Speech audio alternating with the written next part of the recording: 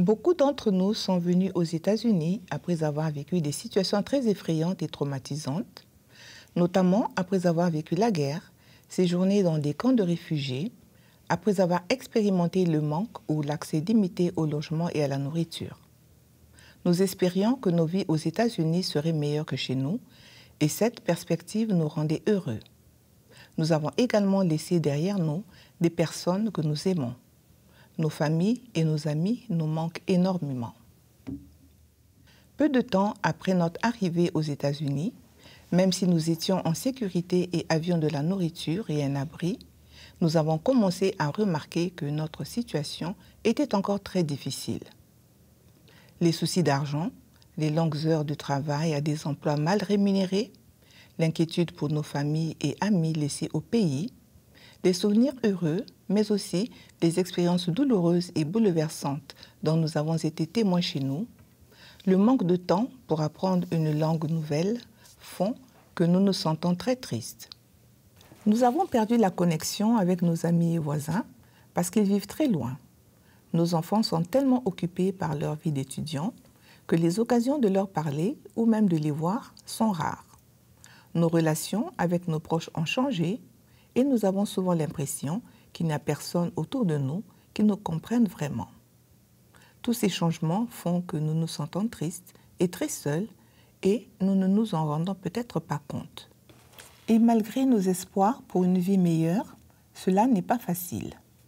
Pendant que nous luttons pour faire face à nos besoins quotidiens, toutes les difficultés que nous rencontrons peuvent parfois nous rendre confus, ce qui accroît notre tristesse. Nous pensons à ceux qui sont restés au pays. Nous réalisons que notre vie n'est pas aussi dure que la leur et parfois nous nous sentons coupables de ne pas pouvoir soutenir nos familles et nos amis qui sont restés au pays. Cela ajoute de la confusion et de la tristesse dans nos vies. On nous dit d'être forts pour créer et réaliser la vie dont nous rêvons aux États-Unis, mais ce n'est pas facile. Il y a tant de choses dans nos vies qui sont hors de notre contrôle et nous donnent l'impression que nous n'avons pas le contrôle de nos vies. Et cela accroît nos sentiments de tristesse ou de frustration.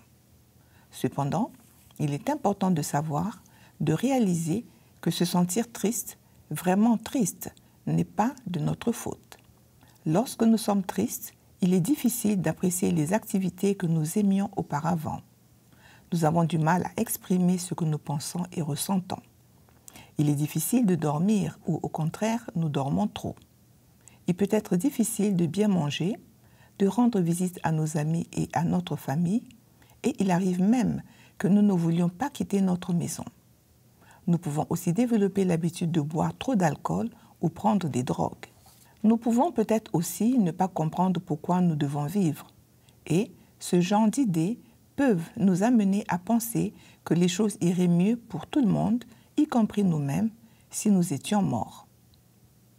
Nous pouvons commencer à croire que la tristesse que nous ressentons durera indéfiniment et il est très compréhensible que nous ressentions cela compte tenu des circonstances difficiles qui peuvent être les nôtres.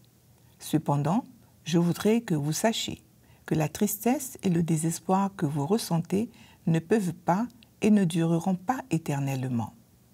Comme tous les sentiments, ils disparaîtront. Et, en faisant certaines choses différemment, nous pouvons avoir un certain contrôle sur ces sentiments de tristesse. Bien que parler de notre passé et de la vie présente puisse être très difficile, il est cependant important de se rappeler que parler de nos sentiments est une bonne chose. Il y a des gens qui sont disponibles à écouter nos histoires et qui veulent nous soutenir. Il peut s'agir de professionnels comme votre médecin, un psychologue par exemple, ou même quelqu'un en qui vous pouvez avoir confiance dans votre communauté. Il peut aussi s'agir d'un adulte de votre famille ou d'un chef religieux ou de votre case manager. Même si vous ne voulez pas tendre la main pour parler à quelqu'un, il est cependant important de le faire. Ne laissez pas la tristesse que vous ressentez prendre le contrôle de vous et de votre vie et vous dicter quoi faire. Je voudrais également vous informer que vous pouvez appeler le numéro 988 sur votre téléphone. Vous serez mis en contact avec une personne qui est formée pour travailler avec des gens qui se sentent tristes et ou qui veulent mourir. Veuillez demander un interprète si vous en avez besoin et il vous en sera donné un. Donc, n'hésitez pas à appeler le 988 pour parler à quelqu'un qui peut vous aider. Ces personnes-là vous attendent et sont prêtes à vous aider. Nous méritons le bonheur, comme tout le monde, et avec l'aide et le soutien de ceux qui nous aiment et se soucient de nous, nous pouvons revoir toutes les épreuves que nous avons traversées et aussi regarder le chemin que nous avons parcouru en nous souvenant de la force et la volonté que nous avons mis pour arriver là où nous sommes, en nous rappelant qu'il y a des personnes qui nous aiment et que nous aimons aussi. Il y a de l'espoir et il y a toujours de l'espoir, même quand votre cerveau vous dit qu'il n'y en a pas.